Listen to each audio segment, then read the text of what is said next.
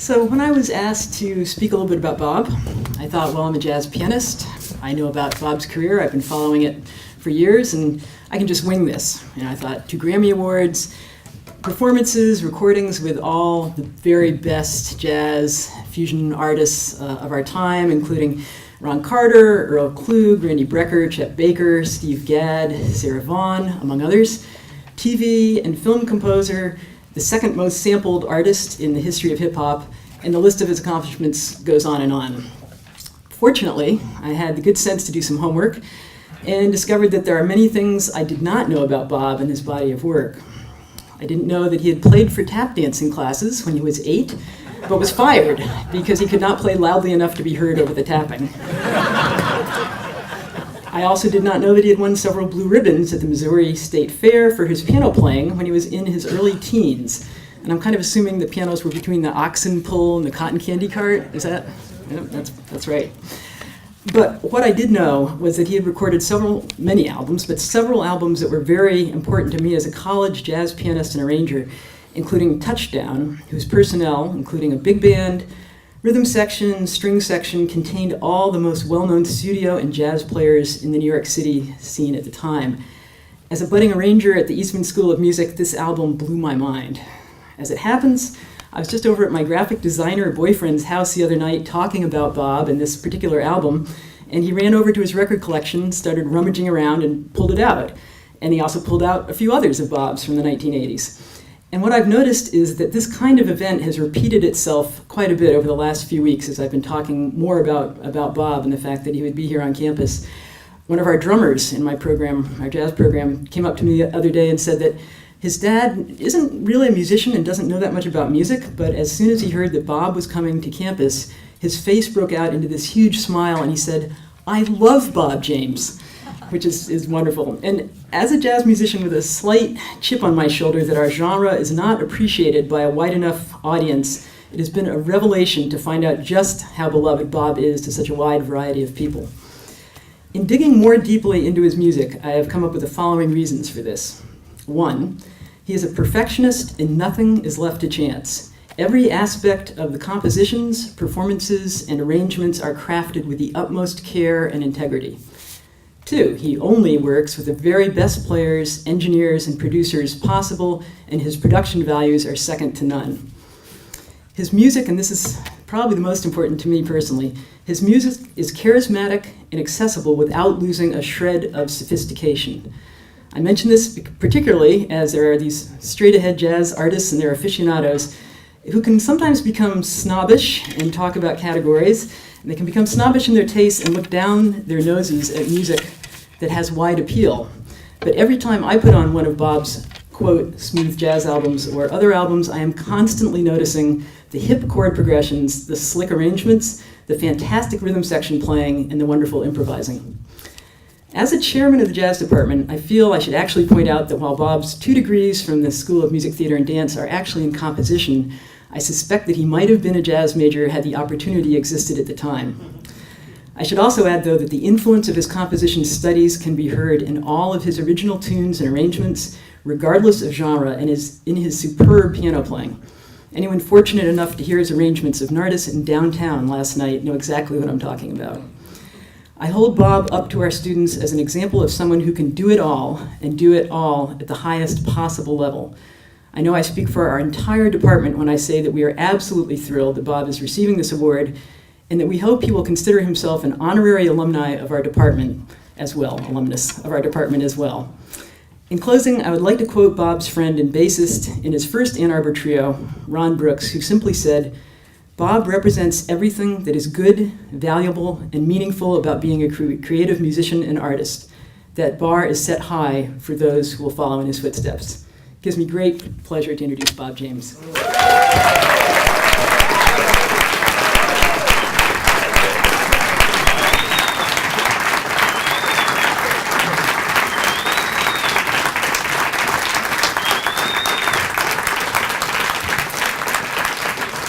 Thank you so much, Alan. You just ruined my composure. I had tried to calm myself down from the incredible enthusiasm and magic and wonderful feeling that I've had for the last 2 days, coming back here and realizing that I could celebrate a life in music that all came about because of University of Michigan. It forms every single note that I play. It formed my life with my wife, who I met at the Lydia Mendelsohn Theater during a production of Carousel when we were sophomores, and my dearest friend, best man at my wedding, who we also met at the same time and wrote the twist of the Michigan, the Michigan twist. That was our first original song we wrote together. And I'm not going to sing it. No way. It's just Michigan is our life. My entire family, my daughter Hillary, who's here, my granddaughter Ava's thinking about it already, and she's only 12 years old, and we're indoctrinating her.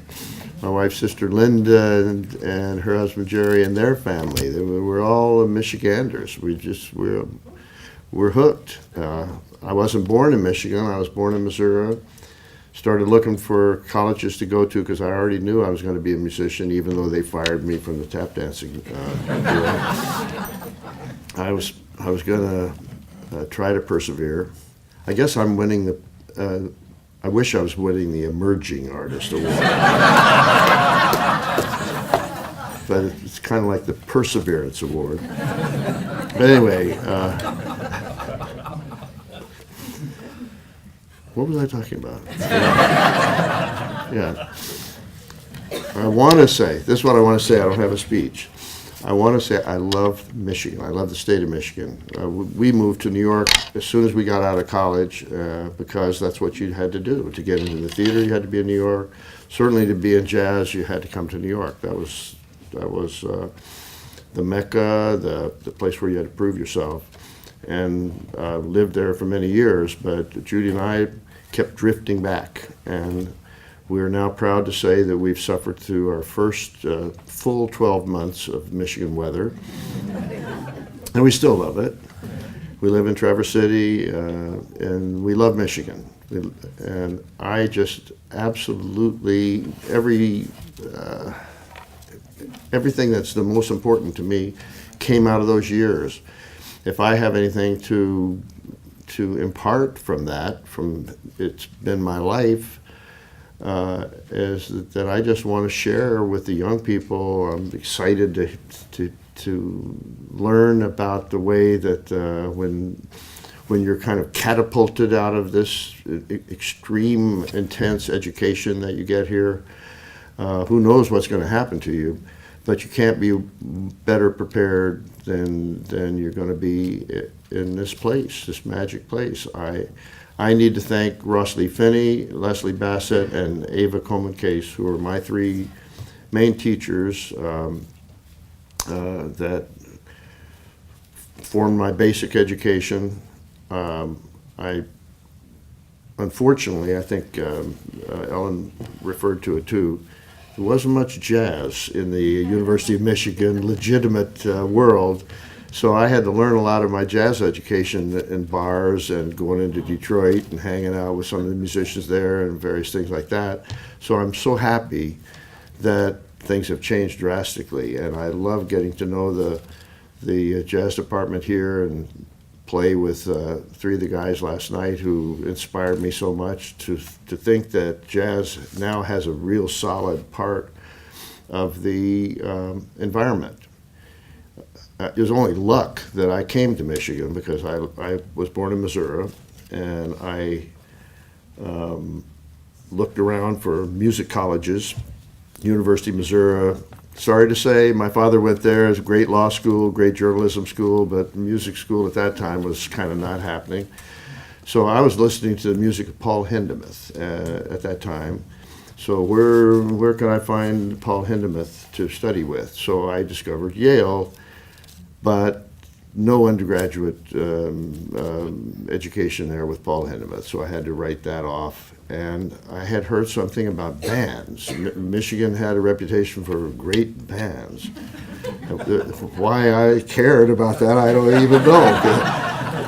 I weakly tried to play the trumpet a little bit. I never played the trombone or drums or anything else, but somehow or other the music reputation through the bands and through whatever it was started me looking around to come here, and I did, and there was no jazz, and I was very frustrated because even though my mother wanted me to be a classical musician and wanted me to practice more, I was a little bit of a rebel, and I will humbly admit that I left Michigan for one semester to go to what I perceive to be the great jazz school, Berkeley in Boston.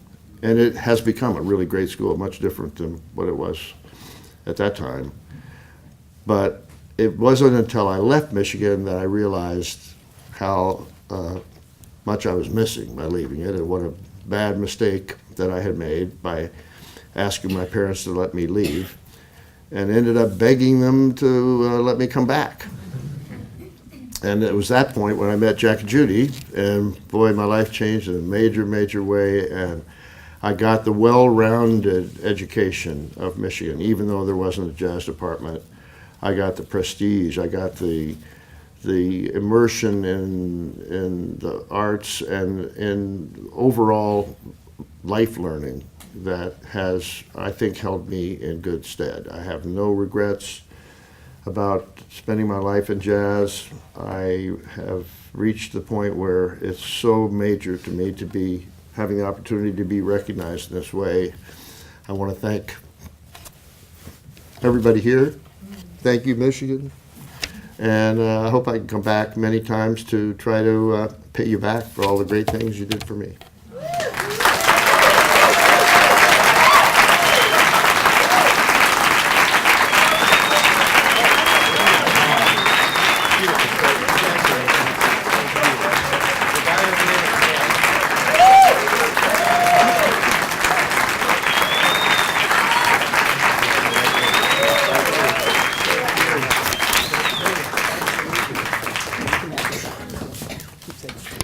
Well, congratulations and enjoy the evening. Thank you for being here, and we'll see you again next year. Thank you, folks.